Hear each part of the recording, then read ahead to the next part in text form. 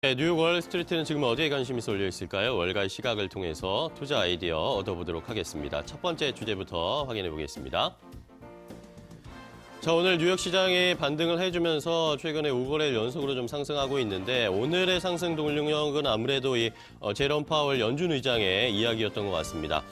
제롬 파월 연준 의장이 통화 정책과 관련해서 연준이 인내심을 갖고 유연하게 대처할 수 있다라고 강조를 하면서 그동안 기준금리 인상에 대해서 금융시장이 걱정했던 것을 조금 달래기에 다시 한번 나서는 모습이었습니다. 파월 의장은 오늘 미국 워싱턴에서 이코노미 클럽에 참석을 해서 여러 가지 이야기를 내놨는데요. 하나씩 좀 체크를 해보도록 하겠습니다. 자, 일단은 연준은 필요시에는 빠르고 또 상당히 정책을 유연하게 변경할 수 있다라고 언급을 하면서 그전과는 좀 다른 스탠스의 이야기를 나타냈고 시장에서는 이것을 긍정적으로 받아들였습니다. 여기에다가 또 연준 위원들이 올해 한 2차례 정도 금리 인상을 예상하냐는 질문이 있었는데 일반적인 시각에서도 올해 2차례 정도 금리 인상할 것이다라는 예상들이 좀 파다했었습니다. 자, 그런데 이것에 대해서도 계획 같은 건 없다. 현재 2번 올린다라는 확정적인 그런 계획은 없다라고 하면서 이것도 역시 시장에서 좋게 평가를 받았고요.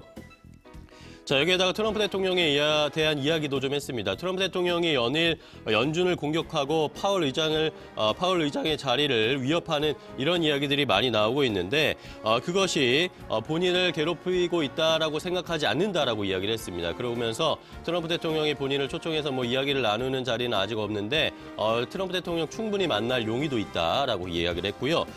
다만 이제 미국 연방정부의 대규모 부채 이야기는 좀 우려스럽다라고 이야기했습니다. 미국의 대규모 부채는 아무래도 조금 걱정스럽다, 매우 걱정스럽다라고 이야기를 했는데 그것에 대해서 매우 우려한다라고 이야기했고 미국 연방정부의 이 장기적인 재정적 문제가 정책 결정에 중기적으로 영향을 주진 않지만 궁극적으로는 장기적으로 봤을 때는 이것이 피해를 줄 수밖에 없을 것이다. 그리고 전체적인 시장 경제에 부담을 줄 수밖에 없을 것이다라고 하면서 이 미국 부채 문제에 대해서는 조금 우려스러운 목소리를 나타냈다는 것까지 함께 확인을 해봤습니다. 자, 다음 트럼프 대통령의 행보를 좀 확인해 봐야 되겠는데 트럼프 대통령이 오늘 이 텍사스 남부 국경 지역에 방문을 하는 계획이 있었습니다. 본격적으로 이 멕시코 국경 장벽에 대한 지지를 얻기 위해서 행동으로 나서는 모습이었는데요. 자, 이렇게 텍사스로 떠나기 전에 트럼프 대통령이 또 여러 가지 이야기를 해서 관심이 좀 모아지고 있습니다. 텍사스주로 향하기 직전에 기자들과 만나서 좀 이야기를 나눴는데 국경 장벽 예산과 관련해서 의회 합의가 나오지 않게 된다면 아마도 국가 비상사태를 선포할 수밖에 없을 것이다라고 하면서 다시 한번 압박을 가하는 모습이었습니다. 이러면서 국가 비상사태도 불사하겠다라는 의지를 다시 한번 보여줬고 민주당 쪽에 역시 압박을 다시 가하는 모습이었습니다. 자, 여기에다가 이달 말이죠. 이제 스위스 다보스에서 열리는 세계 경제 포럼 연차 총회에 원래 트럼프 대통령이 참석하기로 되어 있었습니다. 그런데 이 셧다운이 장기화됨에 따라서 이 다보스로 가지 않겠다라고 이야기를 했습니다. 셧다운이 장기화되는데 다보스 포럼에 가는 것은 좀 맞지 않다라고 이야기를 했고요. 자, 이러면서 트럼프 대통령이 셧다운 조기 해결에 대한 기대를 이제 접고 장기전에 들어간 것이 아닌가라는 외신들의 해석이 좀 나오고 있습니다. 이러면서 극약 처방에 한 발 더 다가섰다, 압박을 점점 가하고 있다라고 평가를 하고 있고요. 과연 셧다운이 어느 정도 선에서 마무리가 될지 주목될 수밖에 없는 상황입니다. 자, 다음 살펴볼 이야기 오늘 최근에 뉴욕 시장에서 5거래일 연속 상승하고 있다고 말씀드렸는데 시장에서도 이제 뉴욕 시장을 바라보는 분위기가 조금씩 달라지고 있습니다. 그 이야기를 하나 좀 확인해 시켜드려야겠는데요. 미국 금융계에서 유명한 펀드 매니저인 제프리 비닉이 미국 증시 강세장이 앞으로 10년이나 더 올 수도 있다라고 하면서 요즘 시장에서 안 좋은 평가들과는 정면으로 반박하는 이야기도 나왔습니다. 제프리 비닉은요. 이 장기 강세장에 접어들었다고 믿는다라고 이야기를 하면서 2009년에 시작이 된 이 강세장이 앞으로 경제 성장과 낮은 물가에 힘입어서 더 이어질 수 있을 것이다. 지금은 그 강세장의 절반밖에 오지 않은 것이다라고 이야기를 했습니다.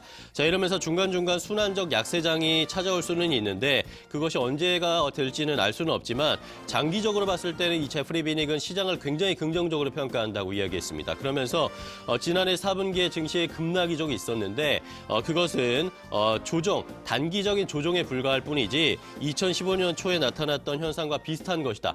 지난 연말에 있었던 조정은 단기적인 조정에 그쳤다라고 하면서 앞으로 강세장 불마켓이 10년은 더 올 수 있다라는 평가까지 함께 확인을 해봤습니다. 자, 마지막으로 살펴볼 이야기 삼성전자의 새로운 스마트폰과 관련된 이야기를 좀 체크를 해드리겠습니다.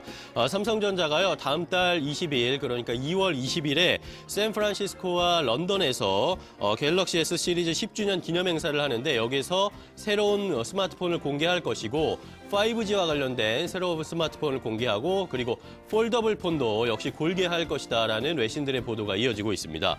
자, 이러면서 신제품 갤럭시 S10과 S10 플러스 이 5G가 적용이 된 스마트폰을 공개할 것이고 여기에다가 완전한 기능을 갖춘 폴더블 폰도 역시 공개가 될 것이다라는 것이었습니다. 통상 삼성은 2월 말에 스페인 바르셀로나에서 열리는 모바일 월드 콩그레스에서 이런 언팩 행사를 가지고 있는데 이것보다 조금 빠르게 공개를 하겠다라는 것이었습니다. 올해는 단독 행사로 또 큰 관심을 받을 수도 있을 것이다라는 외신들의 평가도 나오고 있고요. 장소도 뉴욕이 아니라 샌프란시스코를 겨냥을 해서 애플의 정면으로 도전을 하겠다라는 것이겠죠. 샌프란시스코가 애플의 본사가 있는 곳이기 때문에 오히려 적지의 심장부에서 새로운 폰을 공개하겠다는 이야기였고요. 여기에다가 일정도 조금 앞당겼는데 화웨이가 MWC에서 폴더블 폰을 공개할 것으로 예상이 되기 때문에 삼성전자는 이 화웨이보다 한 발 앞서서 2월 20일에 공개하면서 역시 화웨이와도 전면전을 벌이겠다라는 계획이다라는 외신들의 평가였습니다. 자, 이렇게 삼성전자 이야기까지 확인을 해봤습니다. 월가 시각 체크해봤습니다.